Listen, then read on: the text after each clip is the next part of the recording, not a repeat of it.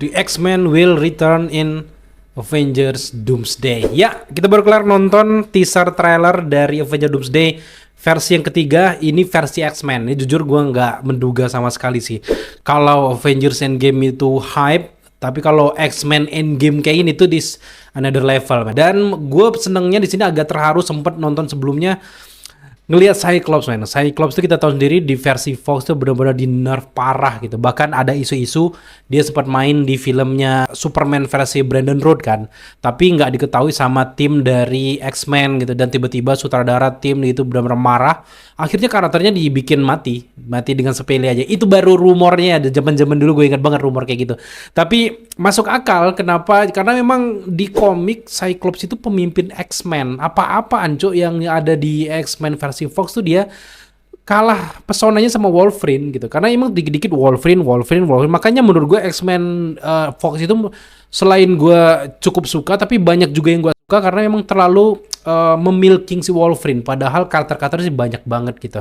Ada Mystic lah, ada salah satunya ya Cyclops gitu yang benar-benar dinner parah kalau di versi ini. Apalagi kalau kita ngomong tentang kostum gitu. Tapi setelah menyaksikan trailer ini, akhirnya kita tahu bahwa beberapa foto-foto yang kita lihat di behind the scene itu ternyata beneran gitu ya. Karena ini memang yang gue tonton sekarang baru AI emang. Tapi emang gue udah nonton di versi buriknya gitu ya, versi bocorannya. Dan kurang lebih sama. Dimana ini terjadi di X-Mansion, tepatnya di Westchester ya. Dimana ini di Earth, kayaknya ya gue duga di Earth 1005 gitu. Dan ini adalah Earth-nya si X-Men versi Fox. Dan mungkin Earth ini juga sama dengan Earth yang ada di ending dari The Marvel, dimana Monica Rambeau terjebak di Earth tersebut ketemu sama Binary dan juga sama Beast gitu. Termasuk yang gue suka juga di sini menceritakan universe yang berbeda, tapi umur mereka disesuaikan. Nggak yang dibikin muda, anti-aging dan sebagainya, tapi mereka tuh sesuai dengan umur mereka, tua-tuanya mereka. Magneto lihat setua itu, terus Professor X juga kayak gitu, termasuk juga Cyclops yang akhirnya bertahan sendirian. Gue duga dia yang terakhir yang bisa melawan para Sentinel. Dan kalau kita lihat dari kobaran kayak blast-nya itu benar-benar itu bukan untuk menyerang, tapi itu benar-benar blast putus asa. Dan ini gue sekali lagi bilang, ini adalah endgame-nya X-Men. Bener-bener gue pengen sebenarnya nonton satu film khusus ya, tapi nggak bisa ya karena ini memang Avengers Doomsday, ini tentang Doom ya, Dr. Doom, bukan tentang X-Men. Tapi setidaknya setelah menyaksikan ini, mungkin teman-teman udah nonton di channel-channel teman gue atau di channel-channel luar itu terkait dengan breakdown nih. Kita kesampingan dulu deh breakdown itu supaya beda gitu, karena percuma juga ya kalian nonton satu channel sama aja bahasanya gitu. Tapi kali ini cukup beda dan kayaknya baru gua kayaknya yang akan menteorikan ini, dan gua akan eksplorasi, dan kayaknya salah satu teori terbaik yang mungkin pernah kalian dengar gitu. Jadi simak sampai selesai. Gue nemu kunci setelah menyaksikan teaser trailer Doomsday yang pertama versi Steve Rogers, yang kedua versi Thor, kemudian yang ketiga itu versi X-Men, dan nanti yang keempat baru itu akan full official trailer dari Avengers Doomsday. Dari 3 teaser trailer ini gue nemu satu titik kunci, yaitu anak-anak. Semua teaser trailer itu mengandung unsur anak-anak. Ya kalau teman-teman nanya, Bang, X-Men mana nggak ada unsur anak-anaknya sama sekali? Tenang, kita runutkan ya dari awal. Yang pertama, itu teaser Avengers Doomsday itu menceritakan tentang Steve Rogers dan Peggy Carter yang bikin anomali nih. Anaknya itu menurut gue ini adalah anomali yang tidak seharusnya ada, tapi di rentang waktu yang sebenarnya nggak masalah. Ada anak atau enggak pun di sini nggak merusak tatanan apa yang terjadi di masa depan. Nah, anak ini adalah anomali. Yang teman-teman mungkin bilang ini bakal jadi Dr. Doom, Bang. Enggak, gue yakin enggak gitu. Justru gue lebih percaya bahwa anak ini ke depan bisa aja jadi nomad. Bukan Steve Rogers yang jadi nomad, tapi anak ini di masa depan yang bisa aja dia akan mengalahkan si Dr. Doom. Tunggu dulu, sekarang kita loncat dulu bahas teaser trailer dari Doomsday versi yang kedua, yaitu menceritakan Thor yang lagi berdoa di hutan. Dia berdoa untuk menghadapi musuh baru kayak gitu. Dan di sini kelihatan ada Love. Love adalah anak Thor yang didapat dari film Thor Love and Thunder. Love ini diciptakan dari penggabungan kekuatan dari Eternity, dan bahkan sampai detik ini Thor pun nggak paham dengan kekuatan yang digunakan oleh si Love ini. Kenapa Dr. Doom butuh dengan Love? Yang pertama, si Love ini satu-satunya makhluk hidup yang berasal langsung dari konsep kosmik. Yang kedua, bukan mutant. Yang ketiga, dia juga bukan manusia, tapi Love ini adalah manifestasi dari kekuatan alam semesta. Itu menarik banget kan? Tapi tahan, kita bakal bahas lagi nanti. Selanjutnya, kita langsung loncat bukan dari teaser Doomsday, tapi melainkan dari post-credit scene dari Fantastic Four. Kita tahu sendiri, di post-credit Fantastic Four, kita melihat Dr. Doom sedang mencoba berbicara dengan Franklin Richards. Kata kuncinya adalah anak. Franklin Richards kita tahu sendiri dia ini adalah omega level dari mutant. Dia bisa menciptakan alam semesta dengan pocket dimensionnya. Dia bisa menciptakan reality warpingnya sendiri. Ini sangat berguna untuk si Dr. Doom menciptakan Battle World. Sampai sana kita stop dulu. Lanjut lagi kita ke teaser trailer dari Avengers Doomsday yang ketiga. Yang terakhir kita lihat adalah versi X-Men. Pasti teman-teman nanya di mana versi anak-anaknya di mana? Tunggu dulu. Kalau kita lihat di sini, Profesor X dan juga Magneto bisa aja dia tewas di sini. Selanjutnya yang terakhir akan tewas adalah si versi Cyclops. Teman-teman pasti nggak ngeh di mana Jean Grey di momen ini. Dan kita lihat bahwa aktor dari Jean Grey mengatakan kalau dia nggak akan join di sini. Dan diceritakan juga Jean Grey sudah tewas di momen peristiwa ini. Jadi bisa dibayangkan bahwa di momen ini, kalau kita lihat dari umur mereka yang menyesuaikan banget, gue duga keras bahwa Dr. Doom juga mengincar anak dari Cyclops dan juga Jean Grey. Siapa nama anak mereka berdua ini? Gue duga kuat ini ada hubungannya dengan Sadie Sink yang ada di Spider-Man Brand New Day. Yap, sesuai dengan rumor yang bertebaran selama ini, katanya ada yang bilang dia Jean Grey dan sebagainya. Itu udah ditepis semua. Dan teori gue yang paling kuat, si Sadie Sink ini akan memerankan Rachel Summers. Yap, Rachel Summers ini adalah anak dari Cyclops dan juga Jean Grey yang mewarisi kekuatan dari Phoenix Force. Dr. Doom akan mengincar kekuatan dari Phoenix ini nggak mungkin dari seorang Jean Grey. Yang pertama dia udah meninggal, yang kedua dia nggak bisa memaksa kehendak dari orang dewasa. Jadi dia harus mendesak kekuatan dari inang dari versi tubuh yang lebih muda, which is itu adalah Rachel Summers. Yang pertama, Dr. Doom ini membutuhkan Phoenix Force. Dia membutuhkan kekuatan di atas dari Infinity Stone. Yang kedua, dia juga membutuhkan kekuatan di atas ilmu sihirnya.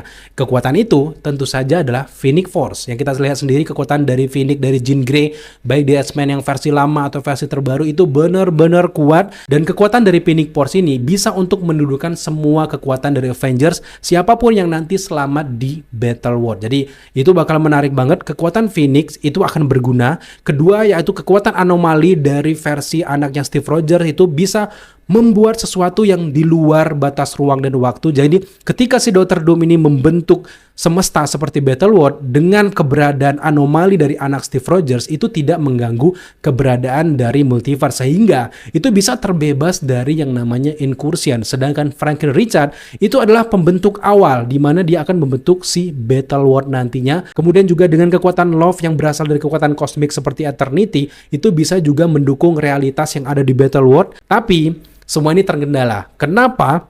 Si Dr. Doom benar-benar marah dengan X-Men sampai membunuh, menghancurkan semuanya dengan Sentinel. Buat teman-teman yang nanyain Sentinel itu dari mana dikirimnya, gue duga itu adalah dapat pengaruh dari sihirnya Dr. Doom dan dikendalikan oleh Dr. Doom untuk bisa menghancurkan semua orang yang mutant yang ada di Earth 1005 ini guys. Karena dia marah. Marah kenapa? Karena dia tidak mendapatkan anak dari Cyclops dan juga Jean Grey, yaitu si Rachel Summers. Kenapa? Karena ini berkaitan dengan Spider-Man Brand New Day. Rachel Summers jauh sebelum semua itu ternyata Beast sudah mengetahui bahwa ada Dr. Doom yang akan menculik si Rachel Summers, sehingga dilemparlah ke Earth utama yaitu di Earth 616 dan dipendam kekuatan mutantnya supaya tidak terdeteksi oleh Dr. Doom. Karena satu-satunya universe yang tidak terdeteksi ada kekuatan dari Phoenix ya tentu saja dari Earth 616 yang tadinya nggak diduga sama sekali sama Dr. Doom bahwa ada incarannya yang ada di Earth 616 ini. Jadi ini bakal menarik banget gimana caranya si Rachel Summers bisa terlempar ke Earth 616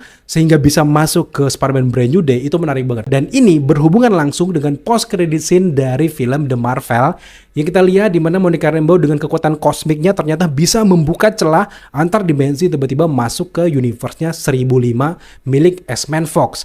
Sedangkan Beast pada momen itu dia sempat ngomong bahwa dia sedang meneliti fenomena dari multiverse. Dengan penggabungan kekuatan dari si Monica Rambeau dengan kosmiknya ini dan juga fasilitas yang dibuat oleh The Beast, itu tentu saja mereka bisa membuka celah walaupun cuma sedikit untuk bisa masuk ke Earth 616. Plus juga penggabungan ilmuwan kekuatan teknologi dari Beast ini bergabung dengan Cerebro, kekuatan dari Profesor X, sehingga Profesor X ini udah tahu duluan bahwa ada seorang Dr. Doom yang tiba-tiba sedang mengincar kekuatan dari Phoenix Force. Entah nanti di momen itu Jean Grey meninggal dalam pertarungan Dr. Doom, atau nanti kalau tiba-tiba di sana memang Jean Grey udah lama meninggal, di sini tinggal ada Rachel Summer. Mereka harus berusaha mengeluarkan si Rachel Summer ini dan meredam kekuatannya, kayak memblokade kekuatan mutannya supaya tidak terdeteksi, dan dilemparlah dengan kekuatan kosmik dari Monica Rambeau plus juga dengan fasilitas dari Beast, terbukalah celah masuk ke Earth 616 ini. Entah nanti Monica juga ikut masuk kembali ke Earth aslinya berbarengan dengan Rachel Summer atau gimana, tapi gue menduga bahwa proses mereka itu ada kaitannya dengan Monica Rambeau, sehingga ini jadi setali tiga uang guys. Jadi Monica Rambeau bisa selamat, bisa kabur, bisa pergi dari universe X-Men ini masuk kembali ke Earth 16 plus membawa Rachel Summer yang dititipkan oleh si X-Men ini jangan-jangan nanti akan diculik oleh si Dr. Doom, sehingga di momen ini Rachel Summer bisa aja dia diam dengan Monica Rambeau dan dia bersekolah, kuliah. Disinilah dia bertemu dengan si Tom Holland ataupun Peter Parker kita semuanya. Jadi itu menarik banget.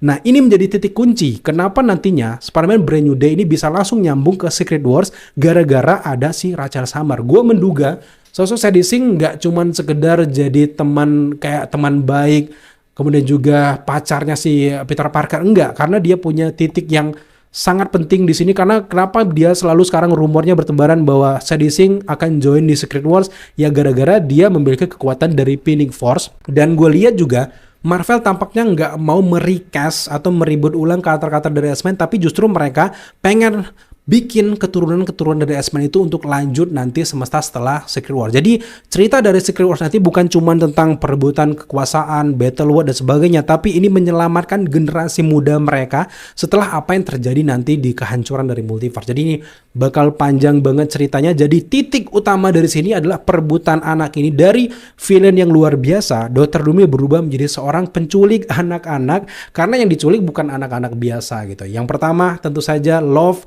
kekuatan dari Eternity. Dr. Doom butuh banget kekuatan yang besar selevel itu. Kemudian juga dari Phoenix Force itu kekuatan di atas dari Infinity Stone. Dia butuh kekuatan itu. Frankie Richard yang bisa membentuk alam semesta baru dengan gampangnya gitu. Dia butuh itu. Termasuk juga dengan anak dari Steve Rogers yang merupakan anomali yang terbebas antara ruang, waktu dan juga incursion. Jadi dengan adanya kekuatan mereka berempat ini, nanti akan terbentuk sebuah battle world yang aman dari guncangan, aman dari incursion, dan semua orang bisa dikumpulkan di sini. Maksud dari Dr. Doom itu baik banget. Dia pengen menyelamatkan semua orang, tapi caranya yang salah. Sama kayak Thanos yang ingin melenyapkan setengah alam semesta, tapi justru mengorbankan setengahnya lagi. Itu yang dilakukan juga oleh si Dr. Doom ini. Dan jelas ini masih yeping-yepingan ataupun teori-teori, tapi gue merasa arahnya udah mulai ke sana. Karena memang dari teaser yang pertama, kedua, ketiga, bahkan di post credit scene dari Fantastic Four selalu ngomongin tentang anak-anak. Ini bukan tentang men-setup tentang Young Avengers karena levelnya udah berbeda lagi. Jadi gue rasa ini adalah men-setup masa depan dari MCU setelah Secret Wars. Mereka pengen mengregenerasi dengan keturunan-keturunan dari Avengers ataupun X-Men sebelumnya yang hidup di satu jalur. Mereka pengen meng-setup itu. Terpaksa mereka memilih aktor yang masih bayi, masih muda, termasuk anak dari T'Challa. Itu semuanya nanti ke depan akan bergabung di sini. Kalau kita ngomongin tentang Young Avengers, terlalu tua, men. Kalian lihat aja Kate Bishop sekarang di dunia nyata dia udah nikah dan sebagainya, itu terlalu tua. Tinggal kita berharap gimana Kamala Khan nanti yang bisa berbaur nih dengan keturunan-keturunan dari Avengers atau X-Men setelah Avengers Secret Wars nanti. Makanya nanti ke depan era mutant baru akan tergali lagi bagaimana masa lalu mereka, masa depan mereka. Tapi yang menjadi titik utama di sini adalah keturunan-keturunan dari Cyclops, Jean Grey, Professor X. Akan banyak lagi keturunan-keturunan mewarisi kekuatan yang sama seperti X-Men sebelumnya.